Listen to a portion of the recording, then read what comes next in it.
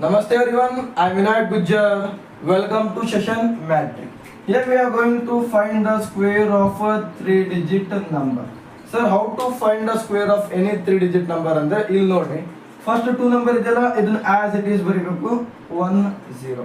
So ಮೂರನೇ number ಏನಿದೆಯಲ್ಲ ಈ ನಂಬರ್ನ ಡಬಲ್ ಮಾಡಬೇಕು. 4 ಡಬಲ್ ಅಂದ್ರೆ 8 ಆಗುತ್ತೆ.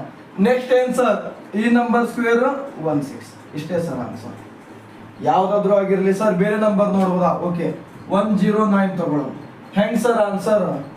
109 ಅಂದ್ರೆ 1 ಆಸ್ ಇಟ್ ಈಸ್, ಇದು ಡಬಲ್ ನಂಬರ್ ಬರುತ್ತಲ್ಲ 8 9 2s 18 sir. Then 9 square 81 sir. This is your answer sir. Then ಇನ್ನೊಂದು ಬೇರೆ ನಂಬರ್ ತಗೊಂತೇನೆ ಸರ್ 105. ಹೆಂಗ್ ಸರ್ ಆನ್ಸರ್?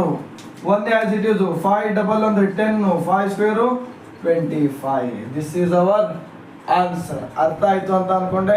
Thank you.